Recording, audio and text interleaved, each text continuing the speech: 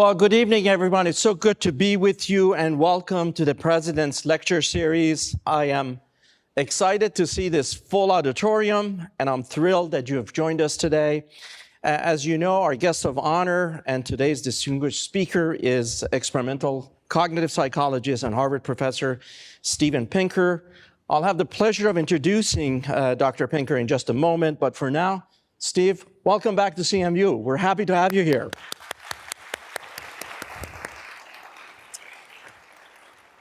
With us today are, of course, members of our community, our faculty, our fabulous students and staff, as well as our academic and administrative leadership, including our provost, Jim Garrett. Jim, thank you for joining us. And thanks all of you for joining us. Thank you for being here.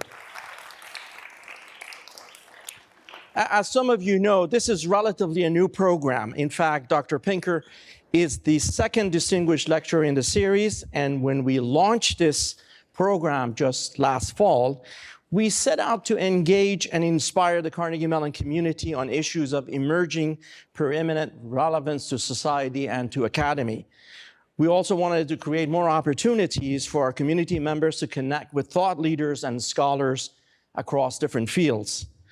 The importance of these conversations is immense.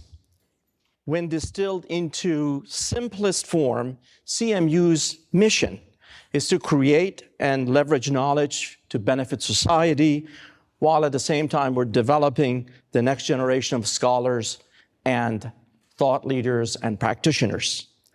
In an increasingly divided world, fulfilling this mission requires us to take on the challenging task of considering various perspectives and even opposing viewpoints. In fact, the work of supporting and modeling these conversations is precisely the role that higher education can and should play in today's world. At CMU, we of course take a great deal of pride in leading at the intersection of technology and society and innovating in this space to benefit humankind. Yet even as advances in technology continue to transform every sector of our economy and shape modern culture, the need to connect as humans, exchange ideas freely, evolve our perspectives, and hopefully build bridges of understanding remains unchanged. Today's our distinguished speaker, Steve Pinker, who is an experimental psychologist, has dedicated his career to helping people better understand and connect with one another. Dr. Pinker's research traverses language, cognition, social relations. He specializes in a number of areas, including visual cognition and developmental linguistics. Furthermore, he serves as the Johnstone Family Professor in the Department of Psychology at Harvard University, and he previously served on the faculty at Stanford and MIT. He has authored 12 books and counting, and chaired the usage panel of the American Heritage Dictionary. He writes often for New York Times, The Guardian, The Atlantic, and other publications on a broad range of topics, including language, consciousness, education, politics, genetics, and many other areas. A preeminent scholar and thought leader in cognitive psychology, Dr. Pinker has been recognized numerous times for his research and scholarship. He's an elected member of the National Academy of Sciences, fellow of several prestigious professional society, a two-time Pulitzer Prize finalist, who holds 9 honorary doctorates, and the honor of being named one of the world's top 100 intellectuals by Foreign Policy several times, as well as one of the 100 most influential people in the world today by Time. Please join me in extending a warm welcome to our distinguished lecturer this evening, Harvard professor Steve Pinker. Steve. Thank you. Thank you. Thank you.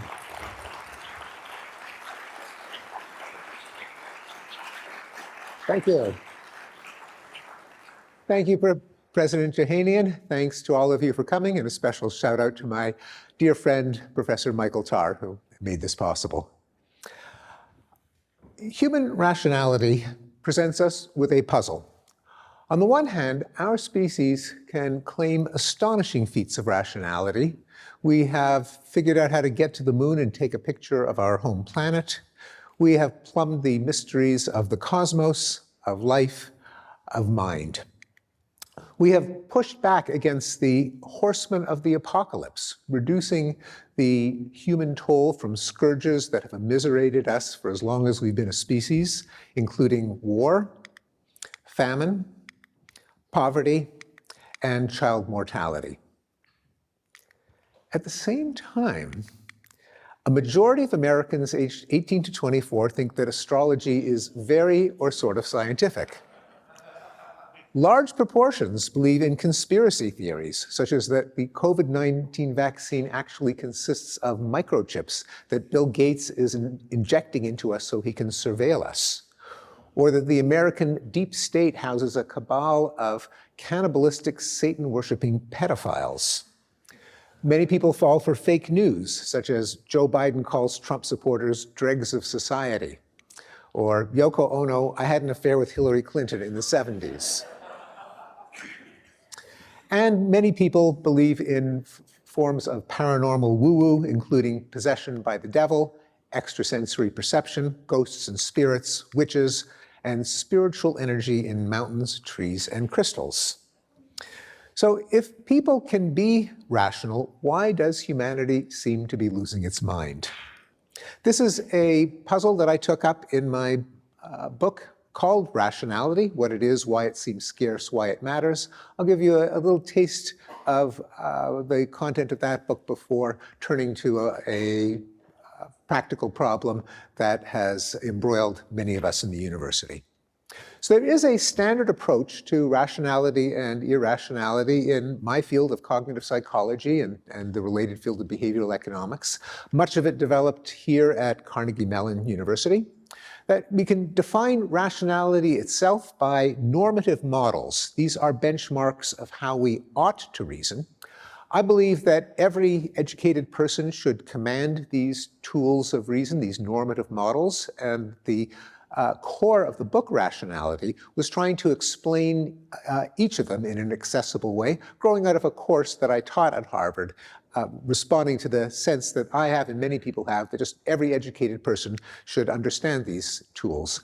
They include logic, probability, Bayesian reasoning, that is calibrating degree of belief in a hypothesis to the strength of evidence, theory of rational choice or expected utility, statistical decision theory, or also called signal detection theory, game theory, and correlation and causation. Now, according to this standard approach, which I myself used to believe, humans don't naturally reason according to these normative models, but we fall back on shortcuts and heuristics and biases and primitive intuitions, resulting in widespread fallacies. The solution being greater promotion of numeracy and scientific literacy, a campaign that I myself am happy to join. Let me illustrate a couple of demonstrations of this approach to rationality and irrationality. This comes from the comic strip SMBC. The caption is, "This is why people should learn statistics." The woman says, "I will not fly in a plane. They aren't safe from terrorists." Hold on, I'll text you an article about it. Another example comes from the satirical newspaper The Onion, which a couple of years ago had the headline, "CDC announces plan to send every US household pamphlet on probabilistic thinking." These are examples of this approach. So let me just give you a couple of examples of the clash between normative models and human heuristics and biases. These are two examples that go back 40 to 50 years, highly replicable. Here's an example from logic. So consider a deck of cards where every card has a number on one side and a letter on the other. Consider this possible rule. If a card has a D on one side, it has a 3 on the other. Challenge is, which of the following cards do you have to turn over to test the rule? There's a D, there's a 3, sorry, there's an F, there's a 3, and there's a 7. So why don't you ponder this. What's the fewest number that you have to turn over to test the rule if there's a D on one side, there's a 3 on the other? Okay, well, this has been done for more than 50 years and going on 60. And the most common answer is you have to turn over the D card or the D and the 3 card. The correct answer, according to the laws of logic, is you have to turn over the D card and the 7 card. Why? Well, okay, everyone knows you have to turn over the D card because if it didn't have a 3, it would falsify the rule. Everyone knows you don't have to turn over the F card because that's irrelevant, not mentioned in the rule. Now, a lot of people think you have to turn over the 3 card, but when you think about it, that is irrelevant because the rule is if D, then 3, not if 3, then D. Thinking you have to turn over the 3 card is an example of the fallacy of affirming the consequent. And you do have to turn over the 7 card, because if you turned it over and there was a D on the other side, it would falsify the rule, if D, then 3. Now, a conventional explanation in cognitive psychology is it's an example of confirmation bias, that we're all very good at scouting out examples that confirm a rule, but we're not so good at picking up examples of what would falsify a rule. Okay. Another classic example of a fallacy in human reasoning. This one comes from Bayesian inference. The probability that a woman has breast cancer is 1%. If a woman does have breast cancer, the probability that she tests positive is 90%. That's the sensitivity of the test. If she doesn't have breast cancer, the probability that she nevertheless tests positive is 9%. That's the false positive rate. A woman tests positive, what is the chance that she actually has the disease? The most popular answer in a survey of doctors is 80 to 90%. In freshman statistics, you could plug these numbers into Bayes' rule, and the correct answer that you get out is 9%. That's right, chances are your doctor will tell you you probably have a disease in circumstances in which you most likely don't have the disease. So what's going on here? This is an example of a phenomenon first noted upon by the late psychologists Amos Tversky and Daniel Kahneman, who just died 3 weeks ago, called base rate neglect. That is, people tend to ignore priors, how common or rare a condition is in the population, but they base their judgment on representative stereotypes. So what do these fallacies show? Well, the common answer among many cognitive psychologists, behavioral economists, and a certain half Vulcan is humans are irrational.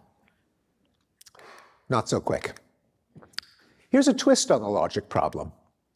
Consider this rule: if a bar patron is drinking beer, he must be over 21. You're a bouncer, and you have to enforce the rule. Which of the following do you have to check? There's a guy drinking beer. Do you have to card him to find out how old he is? There's a guy drinking Coke. Do you have to card him? There's a guy who's clearly over 21, long white beard, wrinkles, everything. Do you have to look into his cup to see what he's drinking? And then there's a guy who's clearly under 21, hasn't begun to shave, still a blush on his face. Do you have to peer into his cup to see what he's drinking? Now, everyone knows you've got to check the age of the guy who's drinking beer. You've got to check the beverage of the guy who's under 21. But this is isomorphic to the card selection problem. If D, then 3. And now, all of a sudden, everyone is a logician. It's sometimes called, not terribly helpfully, the content effect, namely that people are illogical with abstract symbols, P's and Q's, but can be logical with certain kinds of meaningful content, obligations, and precautions that help define social life. Let me give you a twist on the probability problem. 10 in every 1,000 women have breast cancer. Of these 10, 9 will test positive. Of the 990 women without breast cancer, about 89 will nonetheless test positive. A woman tests positive, what is the chance that she actually has the disease? Well, now people can think, well, gee, 98 in all test positive. Of these, 9 have cancer, so 9 out of 98, about 9%. Now, not only do most doctors get it right, but even a majority of 10-year-olds get it right, stated in these terms. The common explanation is that there is a psychological difference between natural frequencies, that is, series of objects or events that you encounter and you mentally categorize, versus single event probabilities, namely, what is the probability that that woman has breast cancer, which indeed is a bit of a puzzling concept. What does it mean to talk about the probability that someone has a disease? Either they have it or they don't. What could probability even mean when you're talking about a single case? Well, that is the natural human intuition. And when the same problem is recast in frequentist terms so that there are multiple bodies and you can visualize ones that do or don't fall into a category, then all of a sudden we become Bayesians. So a better overall conclusion about human rationality, I suggest in the book, is that people use ecological rationality. Ecological not in the sense of being green, but in the sense of rationality as it's adapted to a natural environment. That is, human beings can reason about content relevant to their lives, commingled with their subject matter knowledge, and they can estimate probabilities as they encounter sequences of events in their lives and tally them up. What people have more trouble with is formal rationality. That is, mastering abstract rules and formulas that can apply to any content that are stated in terms of X's and Y's and P's and Q's. These are extraordinarily powerful precisely because they don't depend on experience, but you can plug any content into them. But these have to be learned and consciously deployed. Now, ecological fallacies, rationality, I think, can explain certain recurring and natural fallacies in our folk scientific reasoning. People have deeply rooted folk intuitions, which might contrast with the best understanding of modern science, even though they served us well in a natural environment before science was invented and we had tools like data analysis and scientific instruments and a scientific community and so on. So of those intuitions, I'll mention three. One of them is dualism. It's very hard not to think that when we deal with another person, that person has a body and they have a mind. We don't treat other people as robots or wind-up dolls. Even though we can't actually get in their heads, we assume that they have beliefs and desires like we do. Well, from there, it's a short step to imagine, well, there could be minds without bodies. They just don't happen to be anchored in bodies. And so you have belief in spirits and souls and ghosts and an afterlife and reincarnation and ESP. A second core belief, folk intuition, is essentialism, that living things contain an invisible essence that gives them their form and powers. From there, it's a short step to think that disease is caused by some kind of adulteration, by some foreign contaminant, and that therefore the cure is somehow to press it out or expel it or purge it. So you get a natural resistance to vaccines, which is as old as vaccines themselves. Because when you think about it, what is a vaccine? You're actually taking a form of the very agent that gives you the disease, and you're injecting it into the tissues of your body. That is a deeply icky thought, and it's not surprising that for people's first reaction, again, going back to Jenner, is to reject the very idea. Conversely, you have belief in homeopathy and herbal remedies, where it seems as if you're infusing the healthful essence of some natural plant into your own tissues. And why you have widespread practice, rediscovered in many cultures, of various forms of purging and vomiting and enemas and bloodletting and fasting, and the vague sense that to become healthy, you've got to get rid of toxins, whatever they are. The third common intuition is teleology. We know that our own artifacts, our own plans are designed with a purpose. And from there, it's a short step to imagine that the universe was designed with a purpose. And so you have belief in creationism, astrology, synchronicity, and the vague Oprah-esque conviction that everything happens for a reason. Well, here's a picture then of a possible source of human irrationality. That is, we fall back on heuristics, fallacies, and primitive intuitions, leading to the question, could we cure it by promoting logic, numeracy, and scientific literacy? A prospect that as a teacher and popular science writer, I find quite congenial. Unfortunately, I don't think it is true, and I'll explain why.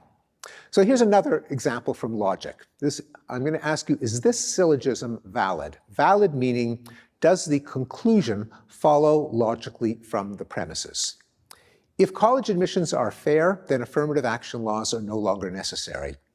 College admissions are not fair. Therefore, affirmative action laws are necessary. Does this strike you as a valid syllogism? Does the conclusion follow from the premises? It is not a valid syllogism. It commits the fallacy of denying the antecedent, that is going from P implies Q to not P implies not Q, which is not valid. In surveys, a majority of liberals commit the fallacy, a majority of conservatives are immune to it. And if you ask a conservative to explain why, they'd say, well, just as we told you all along, liberals are irrational. Not so fast. How about this syllogism? If less severe punishments deter people from committing crime, then capital punishment should not be used. Less severe punishments do not deter people from committing crime, therefore capital punishment should be used. Well, this time the liberals are quick to spot the fallacy and conservatives commit it. Of course, the explanation in both cases is that people will ratify arguments that end up with a belief that they believed all along. Let me give you one other example. I have a whole collection in the book, and this is from climate literacy, and it addresses the widespread belief that the reason that people do not accept the reality of anthropogenic climate change is that there's not enough scientific literacy. They're ignorant of the relevant science. So here are a number of questions from a test of literacy in climate science. True-false question. Climate scientists believe that if the North Pole ice cap melted as a result of global warming, sea levels would rise. Okay? Now, this is false. The North Pole ice cap floats on water, and it would no more raise the water level than when an ice cube melts in your Coke. It would cause your glass to overflow. It's the ice caps on Greenland and Antarctica sitting on land that would cause significant sea level rise if and when they melt. What gas do most scientists believe causes temperatures in the atmosphere to rise? Carbon dioxide, hydrogen, helium, or radon? Climate scientists believe that human-caused global warming will increase the risk of skin cancer in human beings. False. One of the causes of global warming is a hole in the ozone layer. False. One of the ways to mitigate climate change is to clean up toxic waste dumps. False. Now, if you give these and other questions, and in fact, just general tests of scientific literacy, the people who accept the scientific consensus on human-made climate change do no better than the people who deny the scientific consensus. In fact, many of these questions are tempting to people who endorse climate change because they have just a vague sense of kind of green and natural versus human contamination, kind of these essentialist intuitions, which leads them to the wrong answer. So what does predict science denial? And the answer is politics.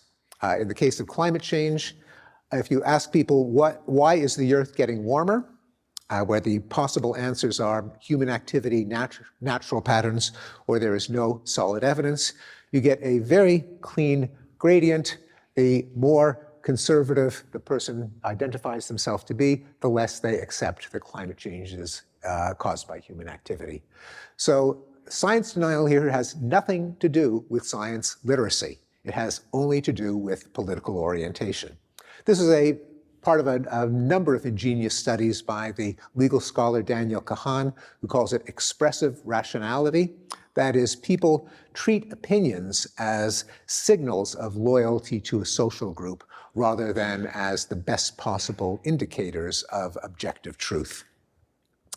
And as it happens, what we feel to be a crisis of science denial and scientific illiteracy is a bit of a misnomer, because as time progresses, most scientific findings, in fact, are accepted. You don't have large numbers of people who believe in werewolves, unicorns, animal sacrifice as a way of propitiating angry gods, bloodletting as a way of curing disease, divine right of kings, miasmas as an explanation of disease, omens and eclipses and comets, maybe one exception that some of us can think of, but not even Donald Trump said that the eclipse had cosmic meaning. It's really a few issues that get turned into political litmus tests or identity badges, often emotionally charged, where you get widespread science denial by certain political factions.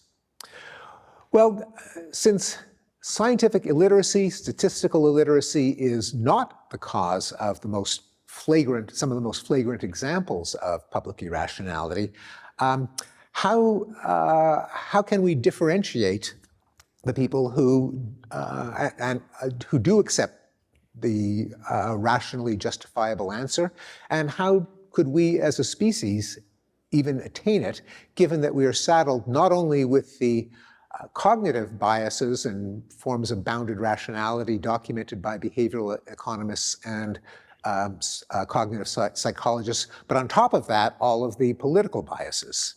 And I think the answer is we have institutions that are explicitly designed to promote rationality despite all of these shortcomings in human nature. Because when you think about it, few of us, however rational we may believe ourselves to be, can really justify our beliefs, including the true beliefs. So for example, I've been vaccinated against COVID 6 times. And if you ask me, how do vaccines work? I would say something immune system, something antibodies, something T cells, something B cells. Basically, I let these things be injected into my flesh because I kind of trust them. I trust the people in the white coats. And so I do what they say I ought to do. So we depend on the expertise of scientists, historians, journalists, government record keepers, and mainstream authors. How can this ever work? Obviously, it is not guaranteed to work. It's not a panacea. There's no such thing as a panacea. But the general logic to them is that one person can notice and make up for another's biases. And so they can make us collectively more rational than any of us is individually. And again, I'll go back to the simple example from logic. In that card selection task, if D then 3, as I mentioned, when you give it to people, about 1 in 10 get it right. When you give it to groups of 4 people and say, hash it out among yourselves, then 7 out of the 10 groups get it right. All it takes is for one person to spot the correct answer, and they can always convince the other 3. What do I mean by rationality promoting institutions? Well, at least in theory, we have science with its demands for empirical testing and peer review. Democratic governance with its checks and balances explicitly designed so that the delusions of a leader don't carry the day, but other people can hold the leader in check. Responsible journalism with its demands for editing and fact-checking. Our judicial system with adversarial proceedings, and even Wikipedia, one of the few success stories in distributed social media, where the Wikipedian has to sign on to the pillars of Wikipedia, which include a commitment to neutrality and objectivity, and a culture in which people are incentivized for correcting each other's errors. You can compare other kinds of social media, like TikTok and Twitter and Facebook, which don't have those safeguards, and needless to say, are much less likely to endorse true beliefs. And then we come to academia with its commitment to freedom of inquiry and open debate.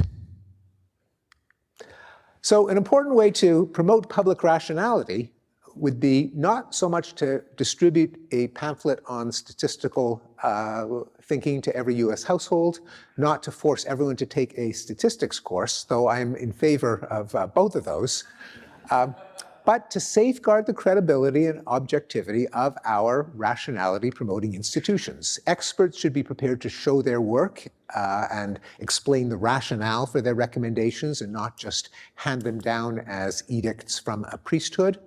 Fallibility should be acknowledged. It should just be common knowledge that no one is infallible, including the experts, and that when the evidence changes, they change their minds. And gratuitous politicization should be avoided. That is, climate change, vaccines, public health measures, and science in general should not be branded as left-wing causes. If they are, scientists should not be surprised when the center and the right blow them off. And this is I have been repeatedly astonished at how this simple guideline is being flouted with vengeance by our current institutions. But many of our scientific institutions, while on the one hand claiming that their mission is to promote scientific literacy and acceptance of the scientific consensus, fall over themselves to brand themselves as affiliated with the political left, oblivious to the fact that this will alienate the center and the right. Well, this takes me to the second part of the title, Human Rationality and Academic Freedom. What do they have to do with each other? Well, academic freedom is under threat.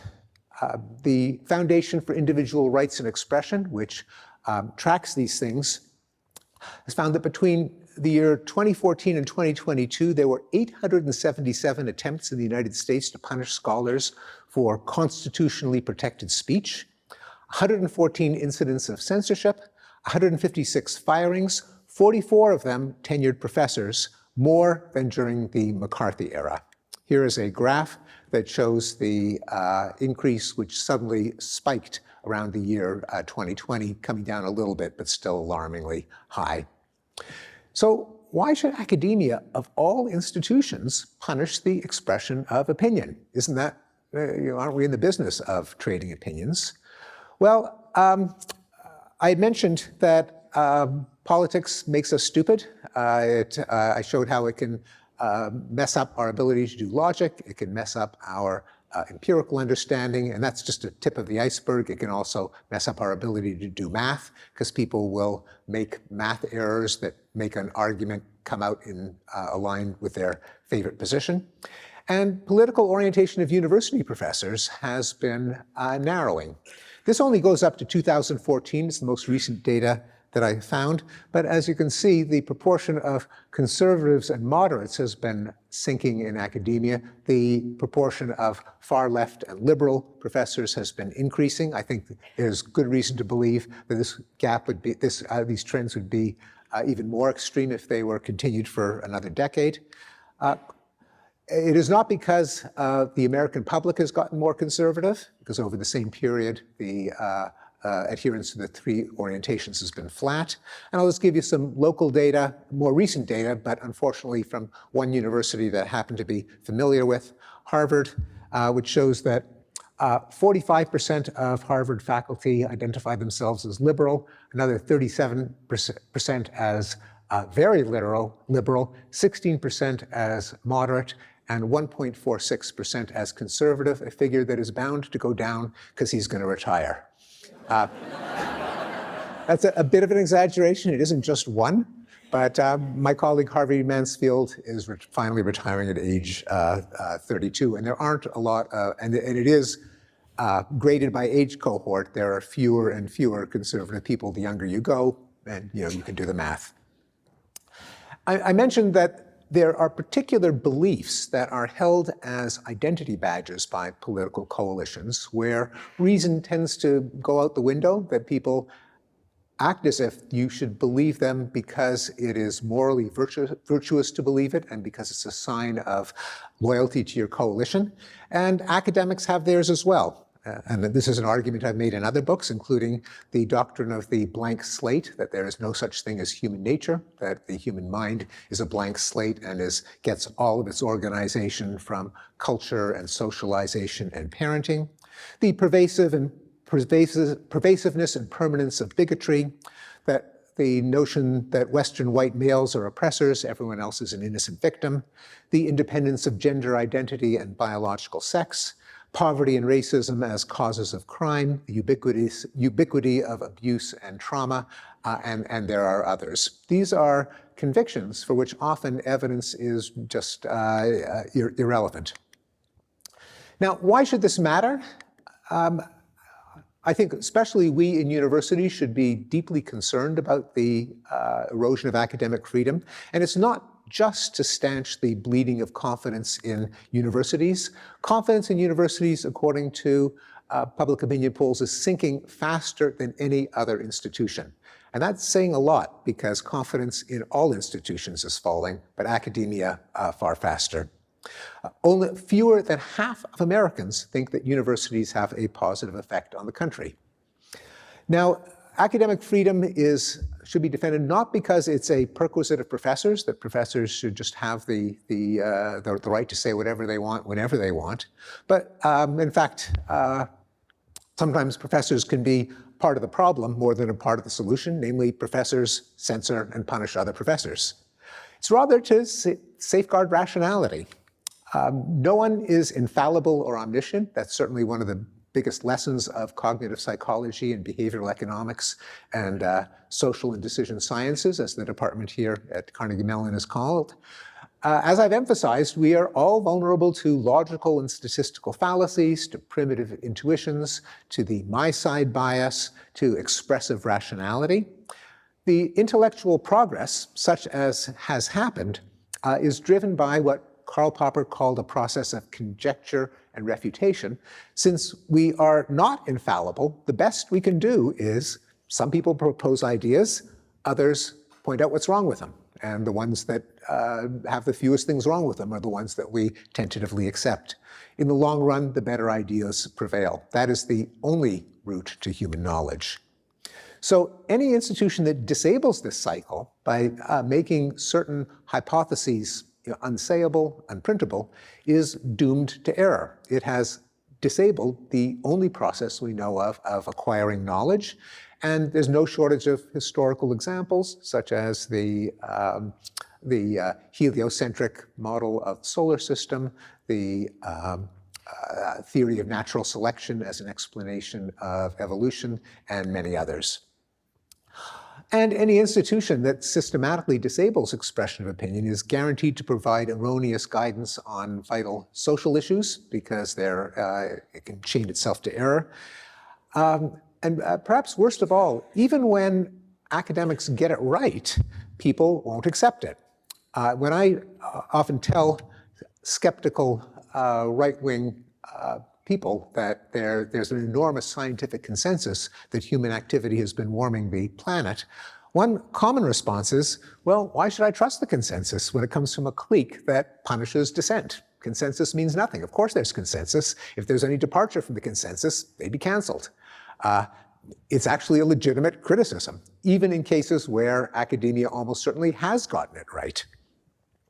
So this is why I and a number of colleagues about a year ago founded the Council on Academic Freedom at Harvard, a faculty group devoted to upholding the ideals of free inquiry, intellectual diversity, and civil discourse. I'm pleased to note that a group just last month, a group of undergraduates has formed their own Harvard Undergraduates for Academic Freedom, not only because it is a concern to students, but in some cases, the students' academic freedom is threatened by the prerogatives of professors who try to shut them up. And the undergraduates don't like that, they shouldn't like that, and they too should push back against it.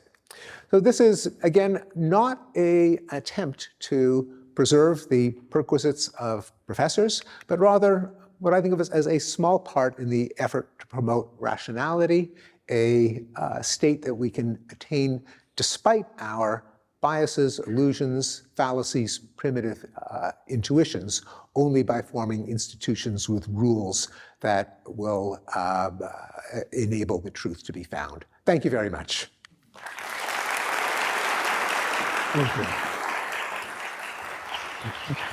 you. Let's take a seat. Very good.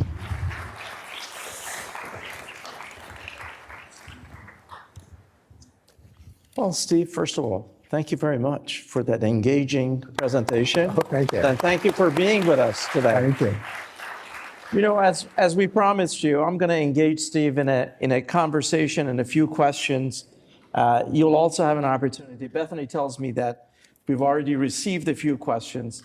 We're not going to get to all the questions, but we're going to try to get to a few of them. And I know at 6 p.m. a number of our students have to leave, so it's fine. You can get up and leave. It's perfectly fine.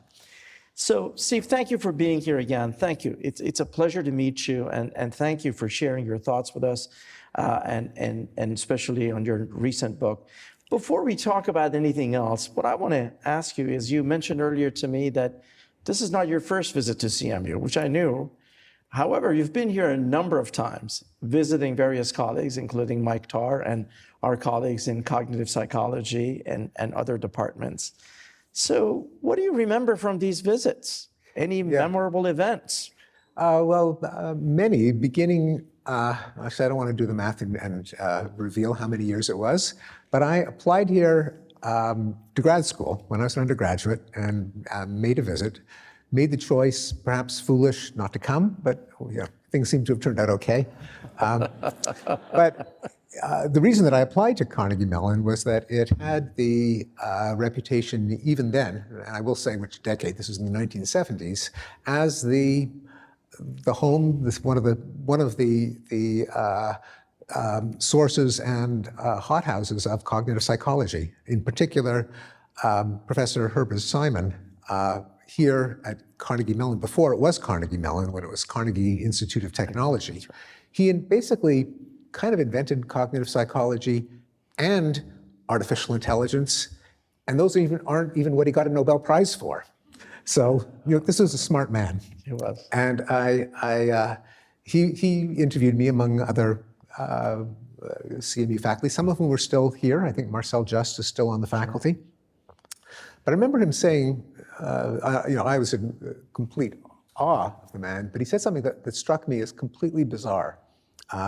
He said, so again, I'll tell you the year. This is 1976. And he said, psychologists spend far too little time replicating basic results. And I think that we should have every one of our graduate students, as a kind of first-year project, try to replicate a classic finding in psychology. And I thought, well, what are you talking about? What a waste of time. Well, of course, 40 years later, psychology had to face the replicability crisis. Absolutely. And it turned out in a kind of insight that was, again, separate from cognitive psychology, separate from AI, separate from bounded rationality, and so on. He just had this intuition, and the man was right. Well, that also describes Herb Simon, who was ahead of us by many decades. And we also invented complexity theory. Absolutely. Yeah. And he actually won a Turing Award in computer science, in addition to his Nobel Prize. Well, as we talk about sort of the various issues that you raise, I want to go back to something that I said at the beginning of my introduction. I mentioned that you've written a dozen books. In several of your earlier books, Steve, including The Better Angels of Our Nature, you argue, in fact, that human condition has improved dramatically over the years. And we've seen a lot of progress over the centuries, actually. Now, if we step back for a moment and look at this, the argument you've made is that if you were to pick a time in human history, this is a pretty good time. This is a time to live and to be here. Now, if we step back and look at what's been happening recently, erosion of, for example, liberal democratic values, various kinds of tensions that we see in society, not to mention the global pandemic that all of us went through over the years, and of course, climate change. So help us reconcile all of these major challenges that we face as humanity with the notion that this is a pretty good time to be a human being and live on Earth. Yeah. Well, the two books are The Better Angels of Our Nature. The subtitle is Why Violence Has Declined, a title which itself is provocative because most people believe otherwise. And I actually have done a survey to confirm that. It was inspired by, that book was inspired by my coming across data showing that many measures of violence, when quantified as best we can over various spans of time, show violence to be going down. That the first example I came across was that rates of homicide, which historical criminologists have actually retrospectively estimated literally over 800 years, just because a lot of jurisdictions were interested in who kills whom and counted. And so the homicide rate since the medieval times has fallen by a factor of about 35. That is, you were 35 times more likely to be murdered in the 14th century. More recently, there's been a decline in interstate wars between countries, that at least since, that's a trend that only began after World War II. Rates of child abuse, rates of spousal abuse, rates of corporal punishment, prevalence of capital punishment, pretty much every measure of violence showed a downward trend, and people found it astonishing. I found it astonishing because of a cognitive bias that Tversky and Kahneman call availability. Namely, we assess probability by salient examples that are available in memory, things that we read about in the news that easily come to mind. And so since none of these declines involve violence going to zero, there are always enough examples to fill the news. And so, and in fact, the news might become better at reporting them because everyone on earth is an on the spot journalist with a cell phone camera that could beam color video footage to the world. So I wrote a book trying to first just persuade people, despite their incredulity, that many forms of violence had declined. Then I followed up when I discovered that it isn't just violence in which the world seems to have improved, but other measures, again, when quantified as opposed to informed by anecdotes. Extreme poverty has been going down. The leisure time, people actually work fewer hours than they used to. Education has gone up, literacy has gone up, even IQ has gone up in a process called the Flynn effect. So I wrote a book called Enlightenment Now, which again, first tried to penetrate through people's incredulity that things really have gotten better when quantified, and then both books try to explain why. Because again, avoiding the essentialist intuition, or I should say the teleological intuition, that somehow the world is, the cosmos is striving to make us better and better, that's the opposite of the truth. The laws of nature kind of grind us down. And it's only through the application of rationality, I argued, that is, people recognize a problem. If that problem is human well-being and they try to solve it, every once in a while they'll succeed. If we keep the things that work, try not to repeat our mistakes, then we can make good things go up. But this is highly contingent on both innovations being made and implemented, and they're, not to be too teleological, but kind of the universe is out to get us. I mean, that's a teleological expression, but it's, given the second law of thermodynamics and the process of evolution, it's not a bad approximation. And so none of the trends of improvement are, some people say, oh, Pinker argues that everything has improved linearly. No, forget linearly. I mean, that's impossible. Not even monotonically, in the sense of good things always rising and never falling, or vice versa for bad things. All of these curves that I plot have blips and downticks and sometimes plunges and sickening lurches. The improvement is kind of superimposed on a lot of very upsetting and harmful backsliding. So the question is, what about now? Right. So now, I'd say now, in many ways, there has been some backsliding since I wrote the book, The Better Angels. This was in 2011. So measures of deaths in war after kind of roller coastering downward for 6 decades has crept up mostly because of the war in Ukraine, and a war that no one has heard of, a civil war in Ethiopia between the government and the Tigray rebels, which actually killed more people than Ukraine, but got much less publicity.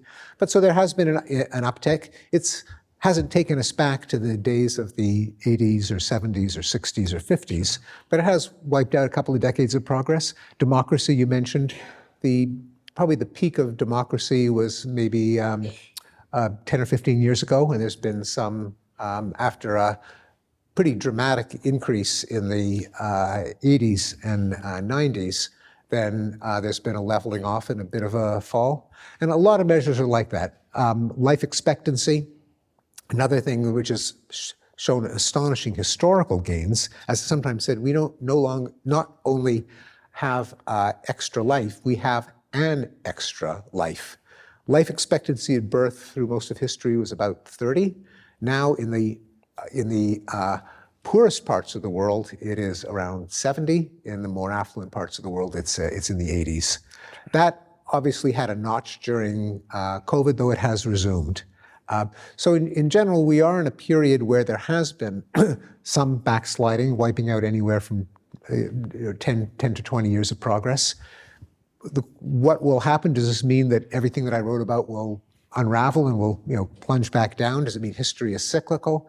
Probably not, I'd be willing to say, just because nothing that I've looked at quantitatively in history is cyclical. It's very easy to hallucinate cycles in random activity. Like there can be sudden lurches, and if they occur every once in a while, you can think, oh, that's a cycle, but statistically it probably isn't. It could be a blip and that progress will return, or it could be it'll get worse for a while. I mean, that's something we don't know. Well, I like your enthusiasm, backed by science and data. Let's hope that you're right.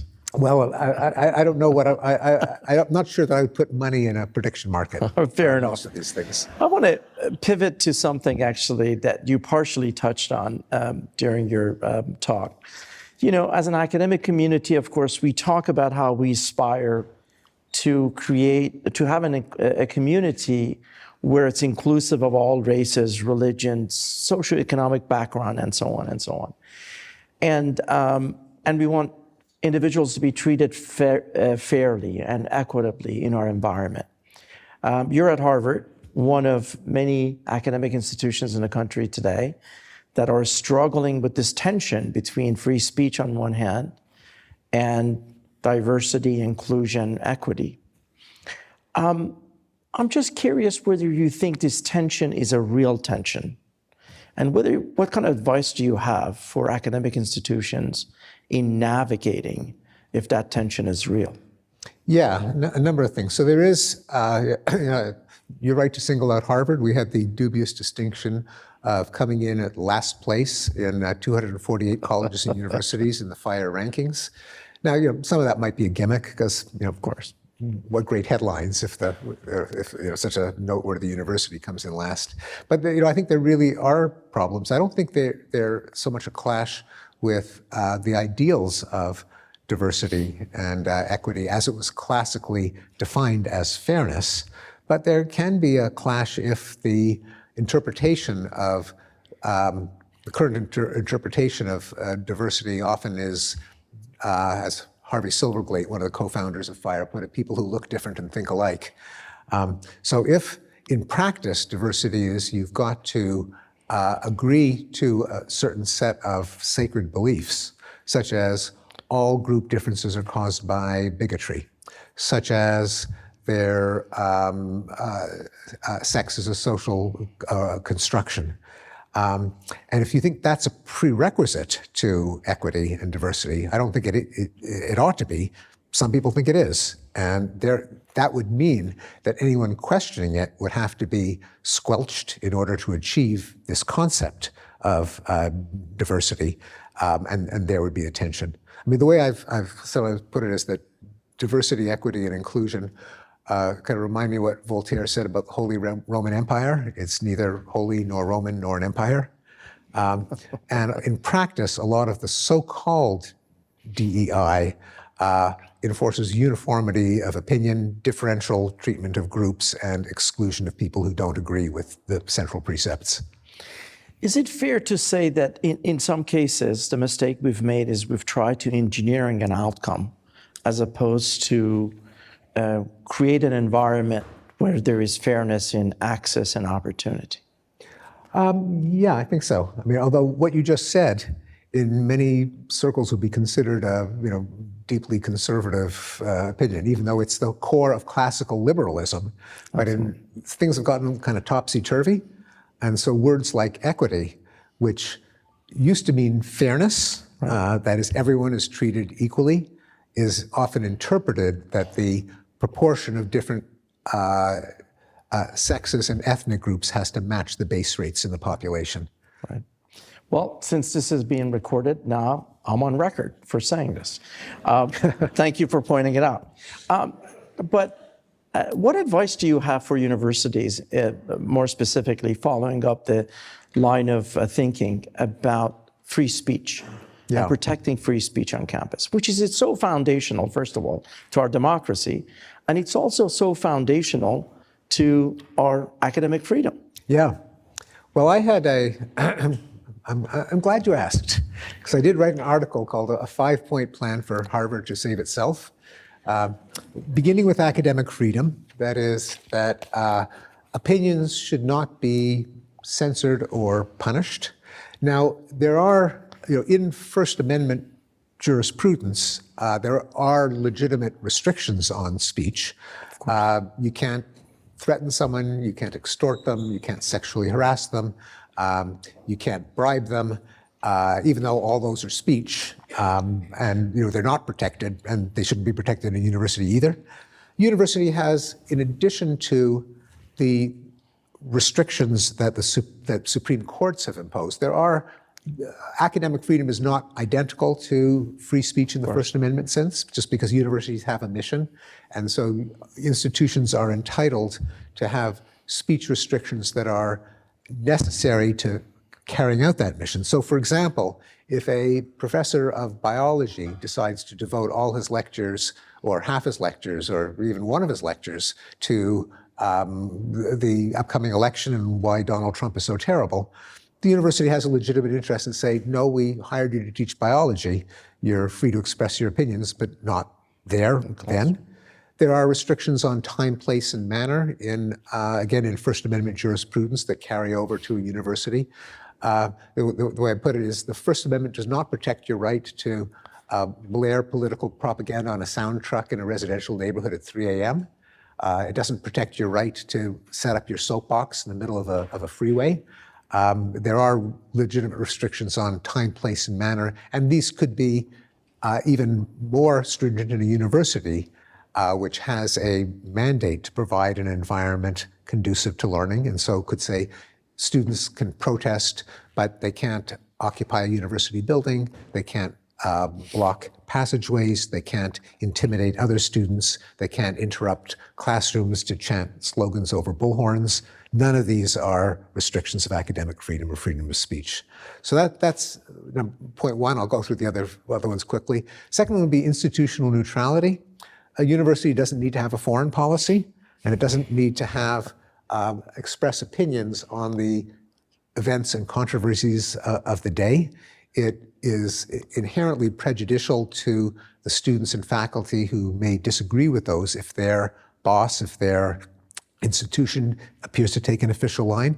And frankly, it would save presidents and deans and provosts from a big headache if they didn't have to.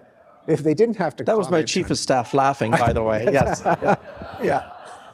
Like, what do we say about George Floyd? What do we say about Hamas? And it's like, it's the statement is too late, and it's too early, and it's too strong, and it's not strong enough. The advice is just get out of the business of stating opinions.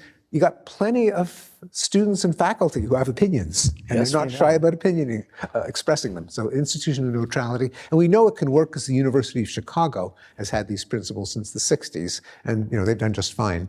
Third one is nonviolence, and this is part of the legitimate restrictions on speech. Anyone should be able to express an opinion. That doesn't mean that they can forcibly eject a dean from his office. It doesn't mean that they can take over a library. It doesn't mean that they can interrupt a student dinner and blare over bullhorns. It doesn't mean they can shout down a speaker or erect a screen so that no one can see a speaker. There shouldn't be a heckler's veto. Fourth is the DEI bureaucracy should promote diversity, equity, and inclusion, but should not be given autonomous power, which a lot of universities have. Just as an example, we discovered at Harvard that our people who apply for faculty positions have to write one of the dreaded diversity statements. Together with their teaching and research, they have to say how they've advanced diversity, which in practice we know is basically a form of forced speech. It's a loyalty oath. And the point there is that no one can remember who decided that we should require diversity statements. Just they were implemented kind of by stealth, and the whole process wasn't debated or brought out to the open. And the hardest, but maybe the most important, was viewpoint diversity. Sure. That you shouldn't have a monoculture of leftists, or for that matter, rightists, or anything. There should be, the real diversity should be diversity of opinions. And so that's the 5-point plan. I want to add one more item to your list of things. I think what we need to do is to create an environment such that members of our community can engage in civil discourse and be able to express their opinions. This is sort of, it runs through all the themes that you talked about. But I think we have tried to practice this, and in fact, Richard Shyness and others, our deans, have been at the forefront of this. It's really important to create an environment such that members of our community can come together, have civil discourse, talk, disagree, and hopefully over time build some bridges of understanding when it comes to these complex issues. Absolutely. If we achieve that, I think we will achieve significant part of what our mission is as academic institutions. Since we're at CMU, I'm going to ask one more question, and then I want to go to some of the audience questions. I want to pivot a little bit to technology and talk a little bit about technology. Of course, proliferation of technologies, including social media in recent years, is providing us almost instantaneous communication worldwide. And so on one hand, we're able to connect with everyone instantaneously. We're able to connect with large groups of individuals instantaneously. But it seems like what technology has also done is it's causing a tremendous amount of harm in terms of how we actually connect with other human beings. Given your background, your background in linguistics and your background in cognitive psychology, I'd love to hear your thoughts on this.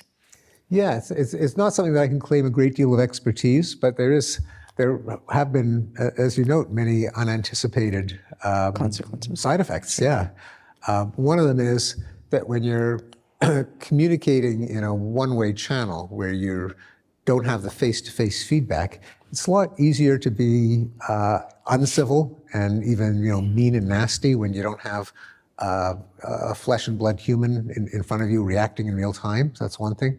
Another is that when there's the ability of any communication to go viral because of the like and the retweet buttons, the fact that something could go viral in the sense of increase exponentially, it means that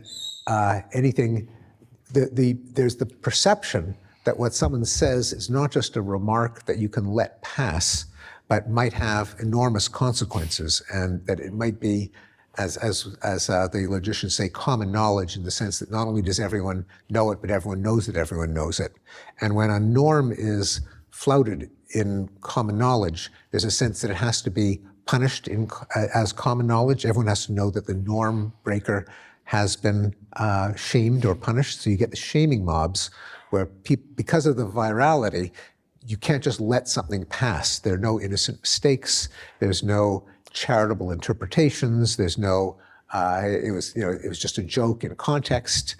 There's the perception that this is a violation of the social order and must be punished. Okay.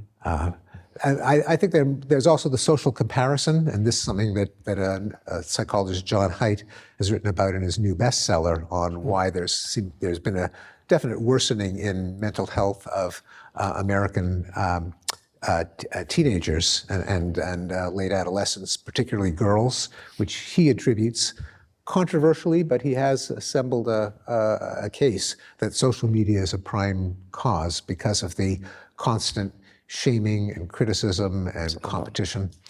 By the way, there are a number of books on this, but the book that Steve just mentioned by Jonathan Haidt is terrific. It just came out a few weeks ago, called The Anxious Generation, I think it's called, plus a subtitle. Highly recommended. Why don't we go to a couple of questions from our audience, Bethany? Yes.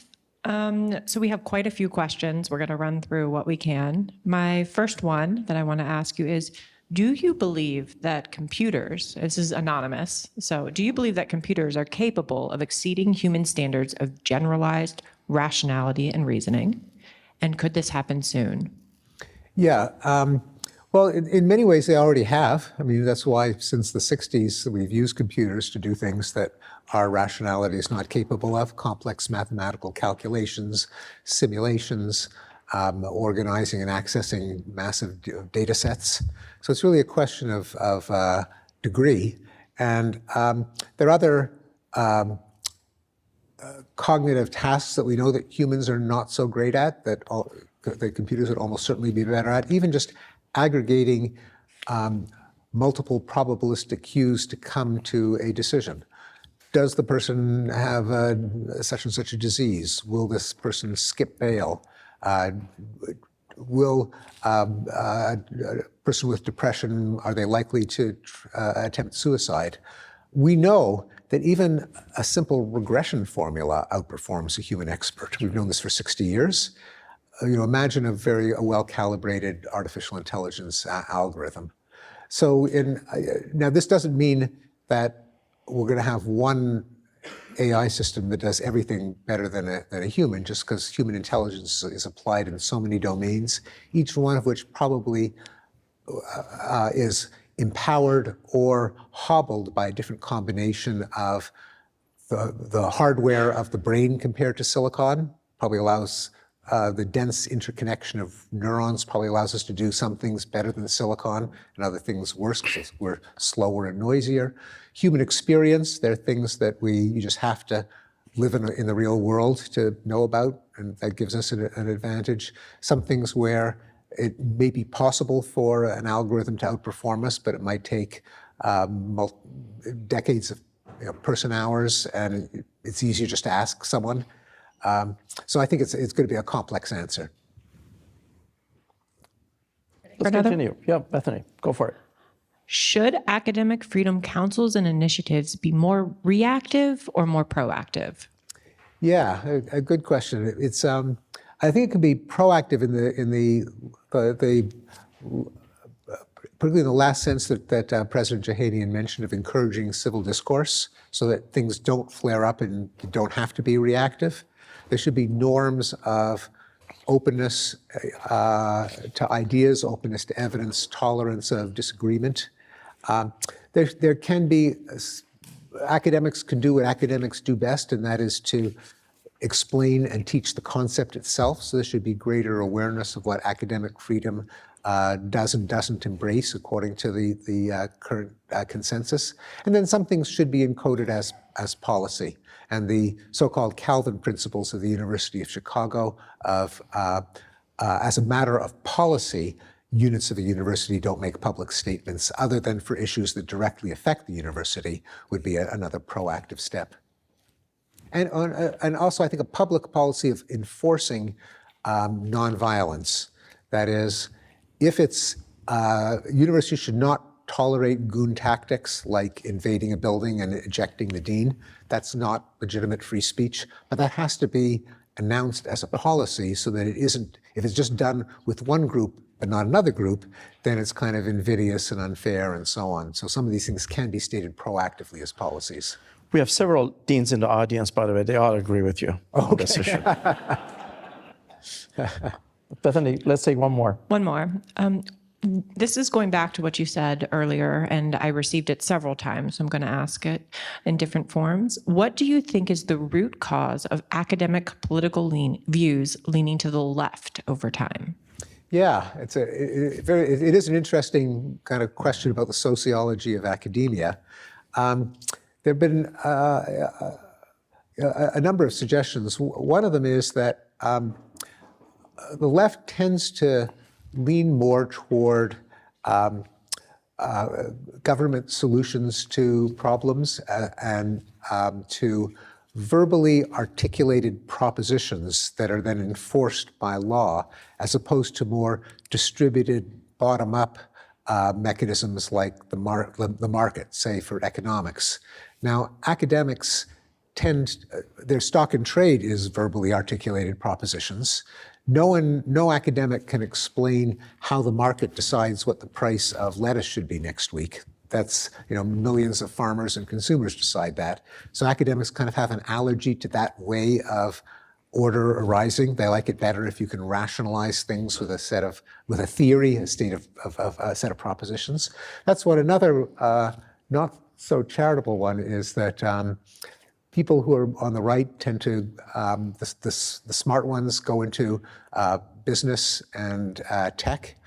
People on the left are more likely to go into academia, maybe for that reason. That's a very controversial statement. That is, yes, right. And of course, like all generalizations, it would just be statistical at best, if it is even true. Some of it may just be coalitions that persist. That I once engaged in the exercise of trying to identify what the disparate beliefs that go into left-wing politics and right-wing politics have in common. That is why, if you know someone's position on, say, increasing or decreasing defense spending, can you also guess their opinion on gay marriage or abortion or what they have? And I borrowed a theory from the economist Thomas Sowell that they hinged on different conceptions of human nature. That at least since going back a couple of hundred years, the left has been a little bit more congenial to a blank slate, which allows for the perfectibility of humankind in a kind of utopian vision, whereas the right is more accepting of permanent flaws in human wisdom and virtue, and therefore needs restraints on the darker side of human nature in the form of armies and police, and distributed mechanisms of information transfer like markets to overcome our built-in feebleness. The problem with, and I think that did account for a lot of the kind of the hidden variables beneath these clusters, but the last 5 years have kind of weakened my confidence in that, just because we see such radical flips especially in the American right, that now they're sympathetic to Russia, hostile to free trade, hostile to immigration, which were classic right-wing causes, and it's just what Donald Trump happens to believe. And so it could be that you have sets of ideas that just become identity badges for historically contingent arbitrary reasons. That would be yet another explanation. Well, with that, I want to wrap up by asking perhaps a question related to AI. I mean, you're at CMU. We're going to have to talk about AI. AI is considered to be perhaps one of the most intellectual developments of our time. As a computer scientist, I can tell you, Marshall Hubert, our dean, is sitting here. We've gone through many cycles of AI, euphoria, and then winters of AI. But there's no question, with advances that we're seeing in generative AI and large language models, that we're able to create content, including generating new text, video, audio, code, and so on and so on. And in fact, recent breakthroughs lead us to believe that the field has the potential to drastically change the way we approach content creation as well as decision making. Mm-hmm. So there's evidence of that, obviously. When I travel with some of our faculty for alumni events, this is a question that I often pose to our faculty colleagues about AI. There is some argument that AI will stifle creative expression and human creativity. And others argue that we will only augment our creativity. Mm-hmm. What do you think? What are your thoughts? Yeah, I guess I'd lean more toward the augmenting creativity. That partly is because people probably will differentiate human creations from AI creations, chauvinistically, just because they are human creations. Sure. That just gives them a different psychological status. For the same reason that you might pay a lot of money for Jimi Hendrix's guitar, but you wouldn't pay that much for an identical guitar of the same era that wasn't played by Jimi Hendrix. So the magic touch, just the knowledge of what something actually is, as opposed to a list of its features, means that there'll always be a market for human creativity. But also, like other technological developments that were then put to use, like digital animation and digital cinema, electronic music. I think humans are pretty good at figuring out often unanticipated uses of new technology. Like Stevie Wonder and the Beatles using the synthesizers in the 60s and 70s. There was these sine wave generators and square wave generators and simulators of different waveforms, and they didn't replace the electric guitar, but they were yet another instrument. Look forward in about 5 to 10 years to look back and see whether by the way, I agree with you that potential for AI is really augmenting our physical and cognitive capabilities in so many different ways, perhaps in ways that we have not imagined. With that, Professor Pinker, thank you for joining us. Thank you for being here. Thank you so much.